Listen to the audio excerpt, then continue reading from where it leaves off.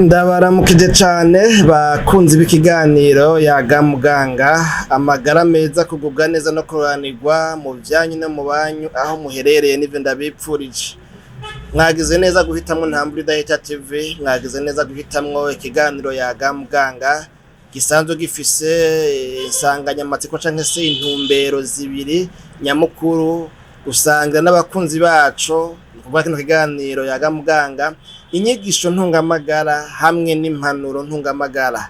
Jewe rero Janvier Manirambona nsanzwe ndagitegura nkongera kibashikiriza, ndabahaye ikaze muri kino kiganiro cacu cuno munsi, aho tugomba turabire hamwe agace ka gatandatu mu duce dushika kw'icumi dufise muri runo rukurikirana rwa bino biganiro tumazemo iminsi bivuga ku kamaro ka tungurusumu ku magara yacu. Twarabonye ibitari bike muze murabe ibiganiro vyarenganye, ubuheruka twarabiye hamwe ingene tungurusumu ishobora gufasha umuntu kugwanya indwara ya hypertension arterielle, ku bayigwaye naho gufungura tungurusumu bigeze bigafasha umurwayi kugabanya ibipimo vy'indwara y'umutima cyangwa se y'ivumbuka ry'umurindi w'amaraso ariyo hypertension arterielle.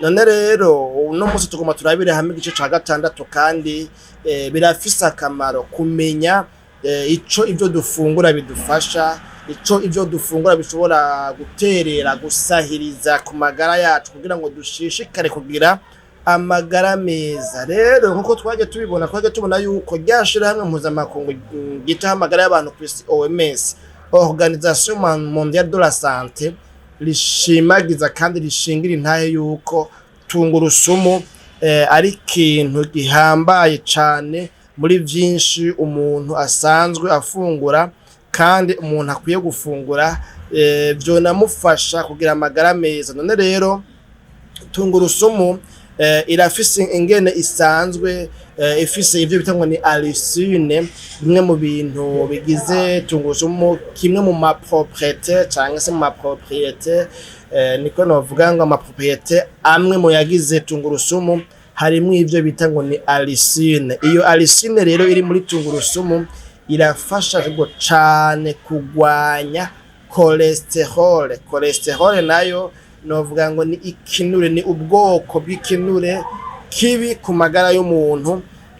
Iyo umuntu agifise canke se iyo cagwiriye mu mubiri niho haca haduka izi ndwara twita ngo ni gute, kumbure sinzi ngene yita mu kirundi, kumbure umuntu acagwara ico kinure kibi. Rero kigwiriye mu maraso naco kirahita kigatera ingorane mu magara y'umuntu cyangwa se mu mubiri w'umuntu. Rero kubw'iyo mpamvu tungurusumu ngo iragabanya cane, irafasha kugwanya ico kinure novuga ngo citwa cholesterol kibi gishobora guhungabanya amagara y'umuntu. Hanyuma rero bigenda gute mu vy'ukuri ngo mu kugwanya iyo cholesterol?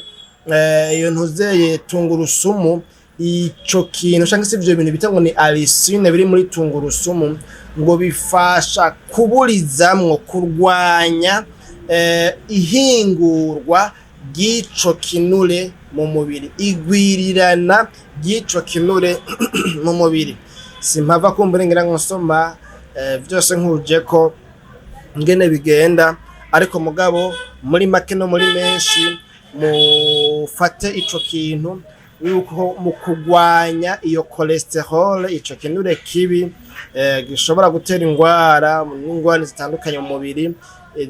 Tungurusumu bimwe mu biyigize biraburizamwo ihingurwa cyangwa se igwirirana novuga ngo ry'ico kinure kibi citwa cholesterol.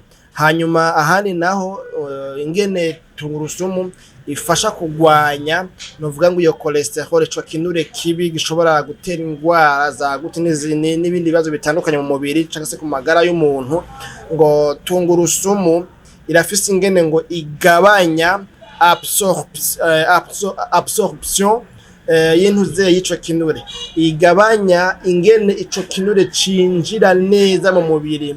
Nukuvuga ngo iyo umuntu yariye ibintu bigwiriye mu ico kinure mugabo akaba yariye na tungurusumu rero ngo iragwanya cyangwa se irafasha novuga ngo kugabanya urugero ngo iyo cholesterol ico kinure kibi kiba absorbe. Iyo rero absorption di cholesterol iraba réduite, iragabanuka cane iyo umuntu afungura tungurusumu.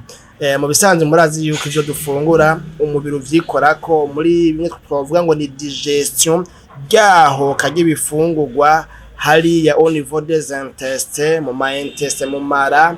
Murabizi yuko kumbure novuga ngo ibihimba bitandukanye by'umubiri bigenda birakiramwo ibyo umubiri ukeneye mu vyo umuntu yagize mu vyo umuntu yafunguye. Rero ngo iyi tungurusumu iragwanya novuga ngo iyo absorption, iragabanya iyo absorption ya cholesterol mbi. Kandi ikindi naco ngo bya bindi bigize tungurusumu ngo harimo ubushobozi butuma ngo tungurusumu ngo ifasha ngo umubiri gusohora cane byoroshe n'ingoga ku rugero runiniya ca kinure kibi. Urumva ahantu muhumve hari ibintu bibiri.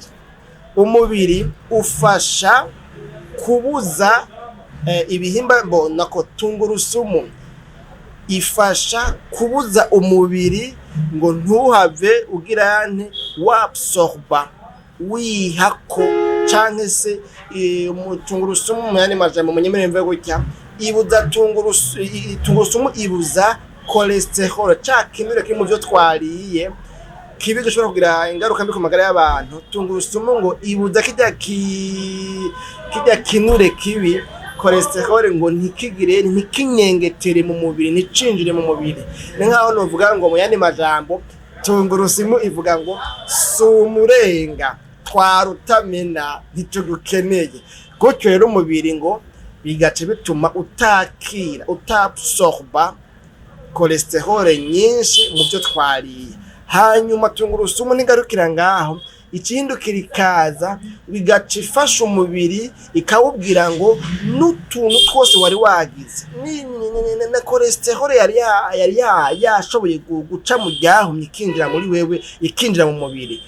Tungurusumu ikiza bigafasha umubiri kwevakiwa, nakavuga gusohora kwextreta cholesterol nyinshi ishoboka kugira ngo bikunde umubiri ntuhave ugira usinzikazwa nuko kuntu umuntu novuga ngo aba yariye ibintu birimwo novuga ngo cholesterol. Murumva yuko rero ivyo bintu ari ibintu bidasanzwe, ari ibintu bifise akamaro kadasanzwe ku magara yacu. Nuko rero bakunzi ba Yaga Muganga, hano tugomba tugarukize kino kiganiro cacu kiko kitubwira ku vyiza bya tungurusumu ku magara yacu, na cyane muri kino gice ca gatandatu kiko kitubwira ingene tungurusumu ifasha kugwanya ikinure kibi bitango ni cholesterol LDL.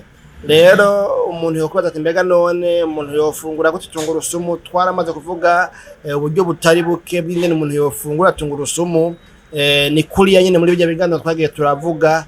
Abatashoboye kubikurikirana mwomenya yuko tungurusumu umuntu akwiye kurya tungurusumu iri hagati y'akagoma kamwe n'utugoma tubiri ku munsi.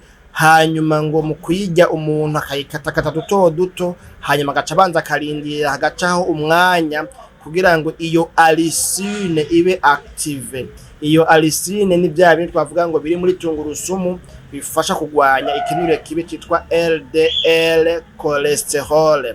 Rero ushobora kuyikatakata duto hama gushira mu mfungo ukayifungura canke ngo ukayekaza ukayisekura ukayihura ibintu nyene nk'ivyo ukayisya, hanyuma ugacurinzira umwanya mutoya nk'iminota kanaka 5 10 hanyuma ugacuyihereza. Gutyo bica biheza bigafasha umubiri wawe amagara yawe ushishikara kubenefisia ivyiza ntangere biri muri tungurusumu. Bakunze ibikiganiro Yaga Muganga, amazi yazonutse ageze kure niko novuga, kandi ntamagwaraho gwa kuvuga menshi siko kuyamara. Nizera yuko muri bike dushoboye kuvuga mwumvisemwo ivyo fasha umuntu wese gutahura akamaro ka tungurusumu no kuri runo rwego rwa kino gice ca gatandatu, kuko ico kinure mwumva cyitwa ngo ni mauvais cholesterol bita LDL ishobora gutera indwara. Twamaze kuvugamo za gute, kandi gute nayo murabizi yuko ari indwara nayo nyene mbi, igisibije, igiteye isibe. Rero mu ntumbero kugira ngo mushishikare kugira amagara meza, muze murafungura mu byo mufungura na tungurusumu muyishiremwo. Twarababwiye ni ryari umuntu adakwiye gufungura tungurusumu, ni ryari umuntu yoyirinda. Nibaza ko ibyo byose mushishikara kubikurikirana mu kiganiro Yaga Muganga muri ibi bice byarenganye. None rero mwebwe bashasha mufyonde kuri sabone cyangwa subscribe kugira ngo bikunde muze muraronka novuga ngo ibiganiro ducisha kuri Ntamvu Data TV biri mu bice bitandukanye, ivyiyobokamana, ivy'amagara y'abantu n'utuntu n'utundi. Jewe Janvier Manirambona niko ndakibashikiriza n'ahanda bikebanuriye. Tuzosubira mu kiganiro Yaga Muganga c'ubutaha canke mu bindi biganiro bitandukanye ducisha hano hantu kuri Ntamvu Data TV. Ni agahwane.